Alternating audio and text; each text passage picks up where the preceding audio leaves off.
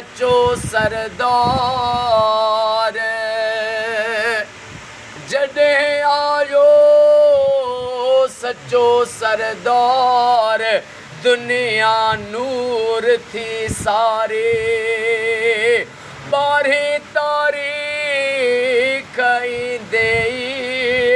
अची वई भाग जी वारी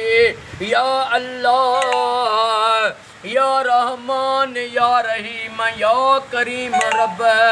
अॼु एडवोकेट साईं मुजाहिद हुसैन फुलपोटो साईं जे घर में महबूब जो मीलाद थियो महबूब जी लख सलवात पढ़ी वई ओ मौला अॼु को एडवोकेट मुजाहिद हुसैन फुलपोटो साईं जो ख़ैर बाबा साईं हाजी साईं गुलाम शबीर फुलपोटो साईं वॾेरे साईं जो ख़ैर बाबा अली ॾिनो फुलपोटो हाजी सनाउल्ला साईं जो ख़ैर पंहिंजी बारगाह में उहद जबल जेॾो लिखण क़बूल फरमा ओ मौला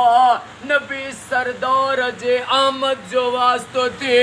एडवोकेट साईं मुजाहिद हुसैन फुलपोटो साईं खे साईं जे सभिनी घर वारनि खे बचड़नि खे नबी साईं जो वास्तो थी सेहत ऐं वॾी हयाती अता फरमा ओ मौला मुजाहिदनि साईं जे दिलनि जूं जोज़ तमन्ना पूरियूं फरमा मुजाहिद साईं जे अबे अमा खे साईं जे सभिनी घर वारनि अमड़नि न्याणियुनि खे मौला क़यामत ताईं आबाद फरमा हिननि जे रोज़ी रिज़्क़ में पोखुनि खजुनि में इज़त में बरकतूं अता फरमा हाजी सनाउल्ला साईं जे रोज़गारी में दुकान में बरकतूं अता फरमा ओ मौला मुजाहिदनि साईं जे पुटनि खे पढ़ाई में कामयाबी ॾे वॾा ऑफिसर थियनि या दुआ क़बूल फरमा ओ करीम रब बाबा हाजी अल्लाह वधायो भंड साईं खे साईं जे बचड़नि खे क़यामत ताईं आबाद फरमा साईं जवाद हुसैन सियाल साईं जे नंढड़े खे सेहत ऐं वॾी हयाती ॾे ऐं मौला साईं हालाणी जो मुंहिंजो जानी साईं निसार साईं बलोच साईं के रईस के सेहत वॾी हयाती अता फरमा हाकिम अली बलोच साईं जा क़यामत ताईं बेड़ा वसंदा रहनि हिननि जा बच्चा घर आबाद फरमा गुलज़ार फुलपोटो साईं जो नंढड़ो जेको बीमार आहे उनखे सेहत ऐं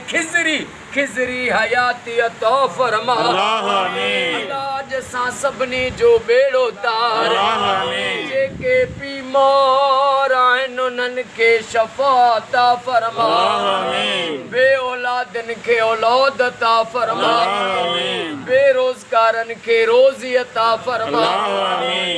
याकूब सियाल साईं तो मुश्किलातूं दूर कर उनखे शफ़ा ॾे सेहत अता फरमा गुलाम मोहम्मद सियाल साईं जा असां सभिनी जा बेड़ा पार फरमा इन्नल्लाह व मलाइकतहू युसल्लूना अलल नबी या